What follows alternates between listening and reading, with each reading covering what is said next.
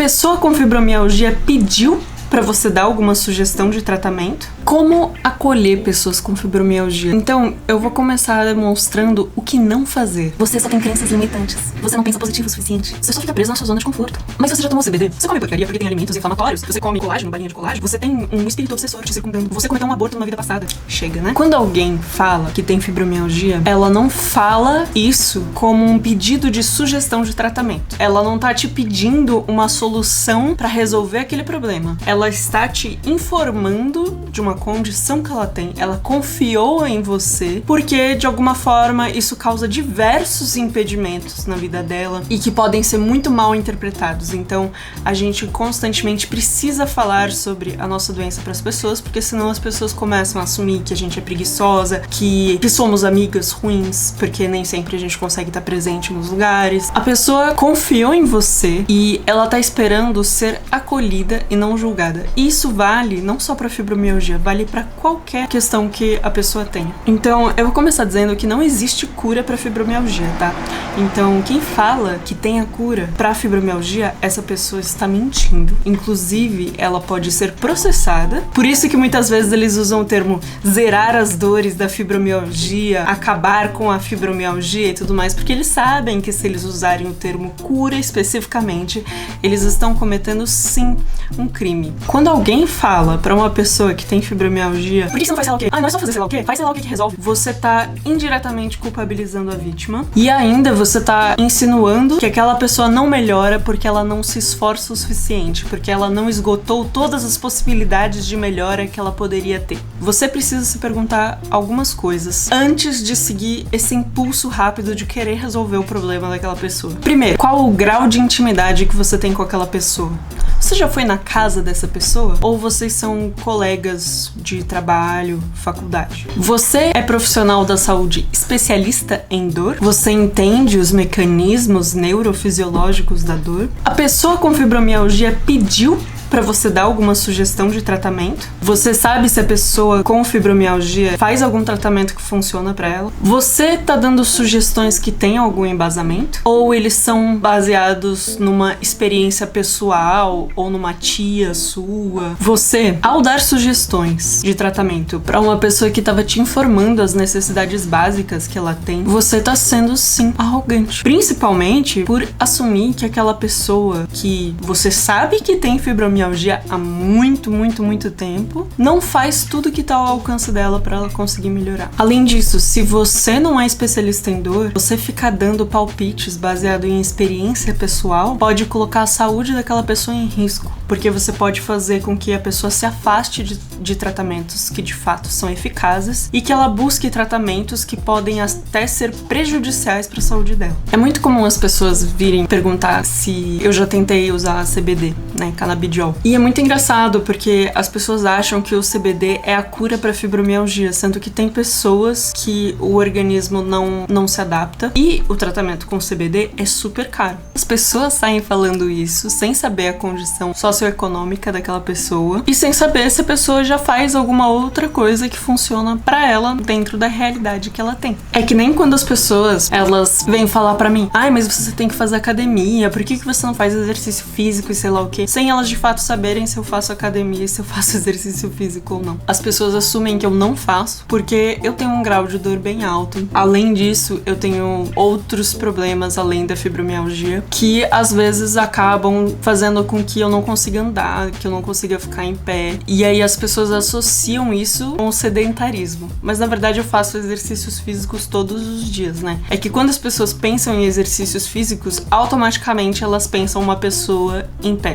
E existem 1 milhão de possibilidades de exercícios físicos que você pode fazer e que não tenha, por exemplo, impacto nos pés. Quando alguém vier desabafar com você ou até explicar as necessidades que ela tem no ambiente de trabalho, tenta segurar esse impulso de querer resolver o problema, porque nem tudo se resolve. Se você não é profissional da saúde especializado em dor crônica, nem tem por que você tentar resolver. Ainda mais quando a pessoa não te perguntou, porque se a pessoa ainda tivesse perguntado, tipo, eu acabei de ser diagnosticada com fibromialgia, o que você sugere que eu faça? Não, eu não tô falando desse cenário, tá? Doenças crônicas existem. Não faz sentido você falar pra uma pessoa pessoa que acabou de quebrar a perna, ou uma pessoa que foi atropelada, falar pra ela que se ela pensar positivo, ela pode correr numa maratona, sendo que ela tá toda quebrada. Pra acolher uma pessoa, você tem que ouvir. Você nem precisa falar nada, sabe? Você pode até perguntar, tem alguma coisa que eu posso fazer pra te ajudar? Você quer que eu pegue uma cadeira? E se você tem intimidade com a pessoa, se você mora com a pessoa, você pode ajudar a pessoa a organizar os remédios dela, acompanhar ela em consultas médicas, pesquisar sobre a doença pra ela não ter que ficar te explicando toda hora e pesquisar de fontes confiáveis, né? Você pode até ajudar ela com algumas tarefas domésticas, mas o mais importante é que você consiga ouvir.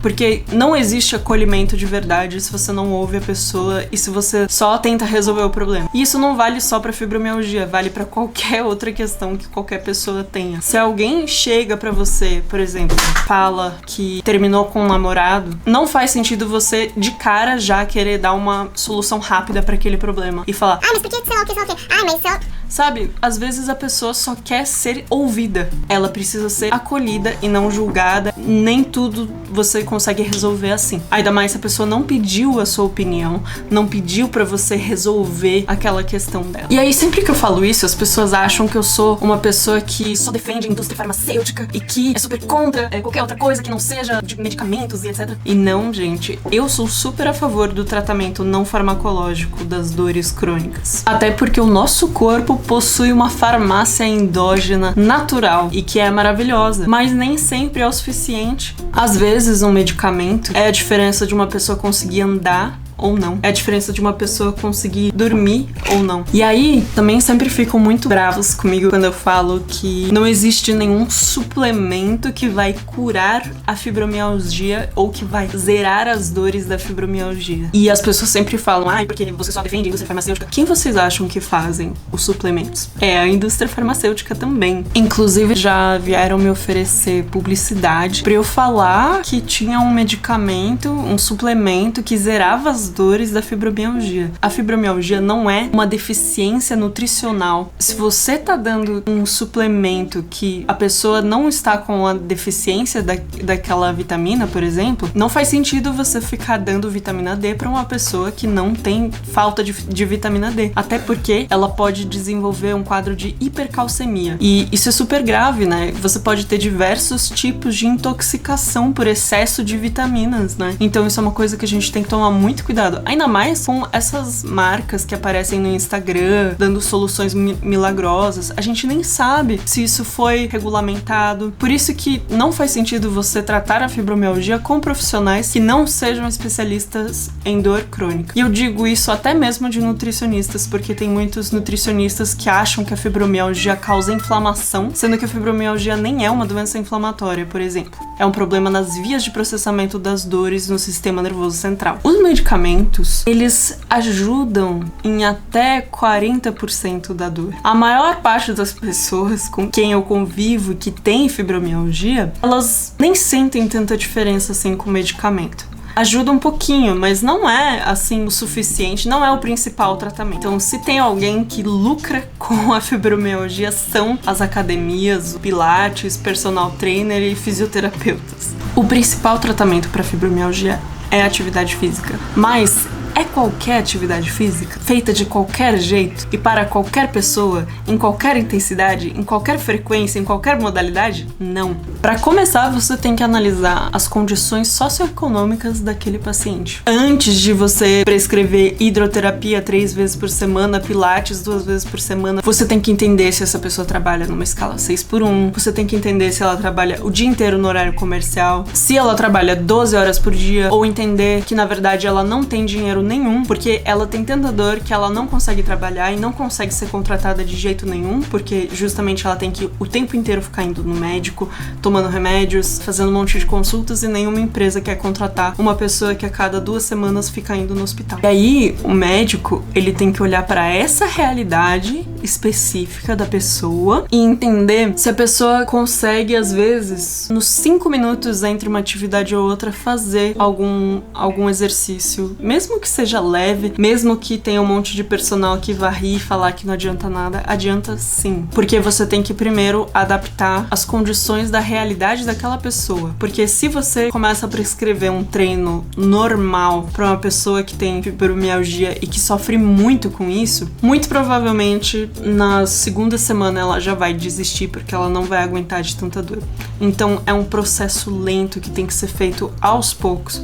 A pessoa tem que adquirir o hábito de fazer todos os dias, mesmo que seja 15 minutos todos os dias, até você começar a entender como intensificar de acordo com as necessidades do paciente, de acordo com as condições socioeconômicas e o contexto que aquela pessoa está inserida. Se ela consegue fazer um exercício no escritório, na cadeira do escritório, se ela consegue fazer um exercício enquanto ela tá na cama, um pouco antes dela dormir, ou quando ela acorda, entender também os gostos daquela pessoa, o que ela gosta de fazer, pra não virar uma coisa maçante, pra não virar mais uma tarefa exaustiva que aquela pessoa tem que fazer. Então é muito complexo. Então vocês veem que até prescrever exercício físico não é uma coisa assim, só fazer exercício que cura a fibromialgia. Não é assim. E tem pessoas no Instagram que saem falando, porque a pessoa não melhora da fibromialgia porque ela é sedentária. Você já parou pra analisar a condição socioeconômica que aquela pessoa tá inserida antes de você julgar e chamar a pessoa de sedentária? Porque a pessoa já sente um nível de dor extremo. E aí a pessoa trabalha sei lá quantas horas por dia. Ou a pessoa não consegue nem trabalhar, não consegue fazer nada, simplesmente. Então é muito arrogante você já chegar fazendo esse tipo de julgamento, né? Então tomem muito cuidado com essas pessoas que dão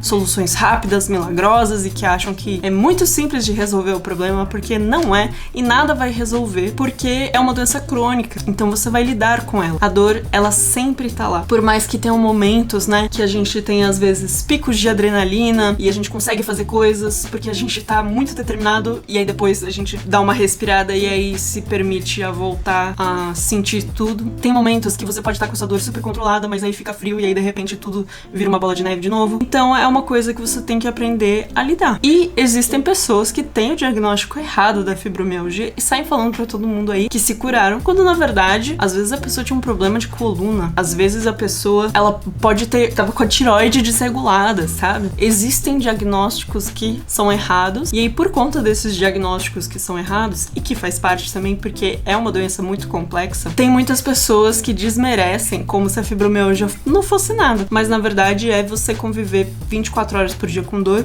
e afeta a sua cognição de uma forma assim que às vezes você fica na dúvida se você tá com um quadro de Alzheimer, de demência. Você tem várias outras comorbidades associadas, né? Às vezes você não sabe quando você deve se preocupar com uma dor que você tá sentindo, porque você tem constantemente dores muito esquisitas que mudam de lugar o tempo inteiro.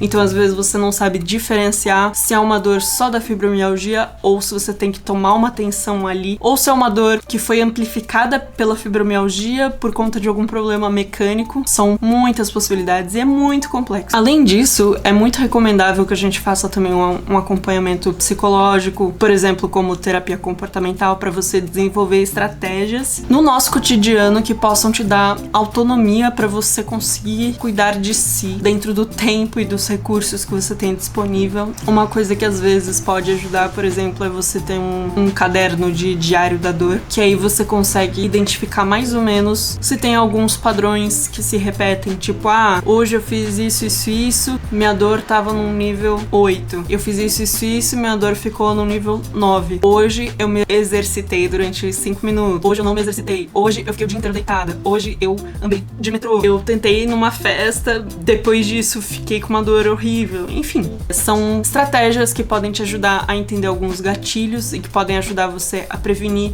e entender melhor o que tá acontecendo. Às vezes colocar, tipo, esqueci de tomar o meu medicamento. Como é que eu senti isso? O diário da dor é um mecanismo que é interessante para você conseguir entender melhor o que tá acontecendo no seu dia a dia. Até em questão de humor também, né? Porque a gente sabe que sentir dor o dia inteiro é uma coisa que é muito frustrante, né? Porque você tem que lidar com essa imagem de alguém que você gostaria de ser, quem você é no momento e o que você consegue fazer naquele momento. E às vezes você quer fazer coisas que estão um pouco fora do que você consegue naquele momento e tá tudo bem, entendeu? Eu tô falando tudo isso porque as pessoas precisam aprender a ouvir. E porque hoje em dia ninguém aguenta aguenta escutar o sofrimento dos outros. Então, quando alguém vê uma pessoa que tá sofrendo, ela quer resolver aquele problema. Mas nem sempre você vai conseguir resolver aquele problema. Mas você pode tornar esse momento menos sofrível. Você pode ajudar a pessoa a se sentir acolhida.